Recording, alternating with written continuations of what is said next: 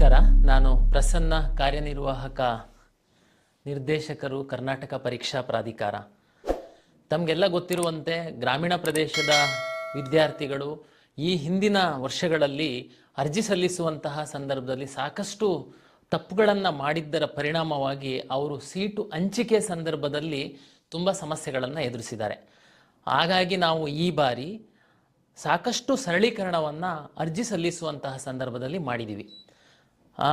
ಕರ್ನಾಟಕ ಪರೀಕ್ಷಾ ಪ್ರಾಧಿಕಾರದ ಅಧ್ಯಕ್ಷರು ಹಾಗೂ ಉನ್ನತ ಶಿಕ್ಷಣ ಇಲಾಖೆಯ ಸಚಿವರಾದಂತಹ ಸನ್ಮಾನ್ಯ MC ಸುಧಾಕರ್ ಅವರು ಹಾಗೂ ಪ್ರಾಧಿಕಾರದ ಸಹ ಅಧ್ಯಕ್ಷರಾದಂತಹ ಹಾಗೂ ವೈದ್ಯಕೀಯ ಶಿಕ್ಷಣ ಸಚಿವರಾದಂತಹ ಸನ್ಮಾನ್ಯ ಶರಣ್ ಪ್ರಕಾಶ್ ಪಾಟೀಲ್ ರವರು ಎಲ್ಲ ವಿದ್ಯಾರ್ಥಿಗಳಿಗೆ ಅರ್ಜಿ ತುಂಬುವ ಪ್ರಕ್ರಿಯೆಯಿಂದ ಹಿಡಿದು ಅವರು ವಿವಿಧ ಕೋರ್ಸುಗಳಿಗೆ ಸೀಟುಗಳನ್ನು ಹಂಚಿಕೆ ಪಡೆಯುವವರೆಗೆ ಅತ್ಯಂತ ಪಾರದರ್ಶಕವಾಗಿರಬೇಕು ಮತ್ತು ನಿರಂತರವಾಗಿ ವಿದ್ಯಾರ್ಥಿಗಳಿಗೆ ಮಾಹಿತಿಯನ್ನು ತಲುಪಿಸುವಂತಹ ವ್ಯವಸ್ಥೆ ಆಗಬೇಕು ಅಂತ ಒಂದು ಸ್ಪಷ್ಟ ನಿರ್ದೇಶನ ನೀಡಿ ಈ ಹಿನ್ನೆಲೆ ಒಳಗಡೆ ನಾವು ಸಾಕಷ್ಟು ಕ್ರಮಗಳನ್ನು ಕೈಗೊಂಡು ಈ ಬಾರಿ ಅರ್ಜಿ ಸಲ್ಲಿಸುವಂತಹ ಸಂದರ್ಭದಲ್ಲಿ ವಿದ್ಯಾರ್ಥಿಗಳು, ಪೋಷಕರು ವಿಶೇಷವಾಗಿ ಗಮನಿಸಬೇಕಾದಂಥದ್ದನ್ನು ನಾನು ತಮಗೆ ಹೇಳುವಂಥದ್ದಾದರೆ, ನಾವು ಈ ಬಾರಿ AI ಬೇಸ್ಡ್ ಅಪ್ಲಿಕೇಶನನ್ನು ನಾವು ಮಾಡಿದ್ದೀವಿ.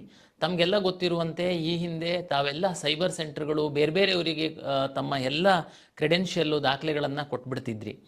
ಅದರಿಂದ ಕೆಲವೊಮ್ಮೆ ತಮಗೆ ಸಹಾಯ ಆಗಿದೆ, ನಾನಿಲ್ಲ ಅಂತ ಹೇಳಲ್ಲ, ಆದರೆ ಕೆಲವೊಮ್ಮೆ ಅದರದ್ದು ಮಿಸ್ಯೂಸ್ ಸಹ ಆಗಿದೆ, ಅದರ ದುರುಪಯೋಗ ಸಹ ಆಗಿದೆ.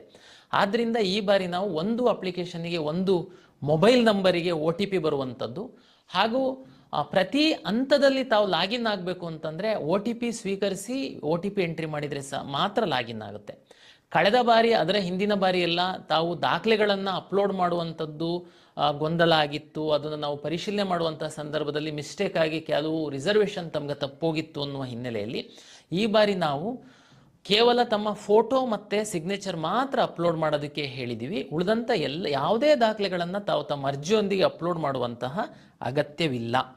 ತಾವು ಮತ್ತೆ ಏನು ಮಾಡಬೇಕಂತಂದರೆ, ತಾವು ಯಾವ್ಯಾವುದು ರಿಸರ್ವೇಷನ್ ಇದೆ, ಕನ್ನಡ ಮೀಡಿಯಮ್ಮು, ರೂರಲ್ಲು, ತಮ್ಮ ಜಾತಿಗೆ ಸಂಬಂಧಪಟ್ಟಂಥ ಅದು 371J, NCC, ಸ್ಪೋರ್ಟ್ಸ್ ಯಾವುದು ರಿಸರ್ವೇಷನ್ ಇತ್ತು ಅಂತಂದರೆ ತಾವು ದಯಮಾಡಿ ಕ್ಲೈಮ್ ಮಾಡಿ ಮತ್ತೆ ತಾವು ಓದ್ತಾ ಇರುವಂತಹ ಕಾಲೇಜಿನ ಪ್ರಾಚಾರ್ಯರ ಬಳಿ ಹೋಗಿ ಆ ಮೂಲ ದಾಖಲೆಗಳನ್ನು ತೋರಿಸಿದರೆ ಅವರು ಅದನ್ನು ವೆರಿಫೈ ಮಾಡಿ, ಪ್ರಾಧಿಕಾರದ ಲಾಗಿನ್ ಕೊಟ್ಟಿದ್ದೀವಿ ನಾವು ಪ್ರಾಚಾರ್ಯರಿಗೆ, ಅವರು ಲಾಗಿನ್ನಲ್ಲಿ ಹೋಗಿ ಅದನ್ನು ಅಪ್ರೂವ್ ಮಾಡ್ತಾರೆ.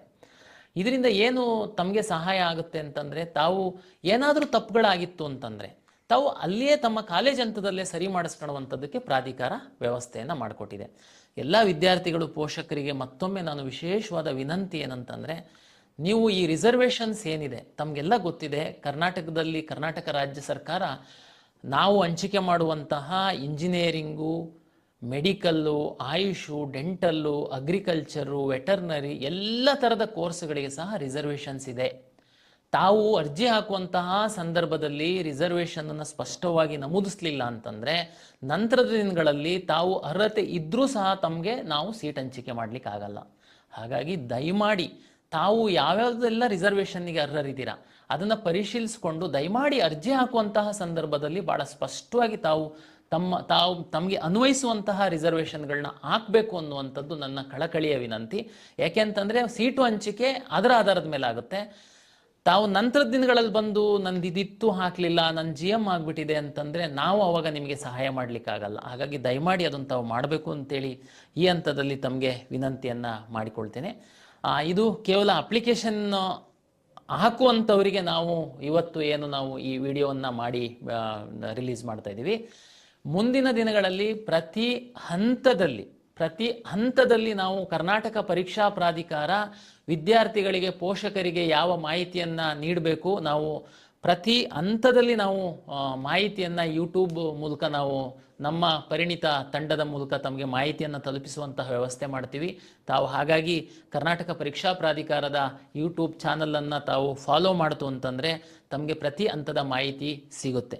ಆಮೇಲೆ ಇನ್ನೊಂದು ವಿಶೇಷವಾಗಿ ತಮ್ಗೆ ಹೇಳುವಂಥದ್ದು, ಮೆಡಿಕಲ್ಗೆ ಸಂಬಂಧಪಟ್ಟಂತೆ, ಡೆಂಟಲ್ಲು, ಬೇರೆ ಬೇರೆ ಕೋರ್ಸ್ಗಳಿಗೆ ತಾವು ಪಡೆಯುವಂಥವ್ರು ಈಗ ಹೆಚ್ಚು ಪರೀಕ್ಷೆಗೆ ಸಿದ್ಧತೆಯನ್ನು ಮಾಡಿ ಒಳ್ಳೆ ರೀತಿಯಲ್ಲಿ ಪರೀಕ್ಷೆ ಬರೀರಿ.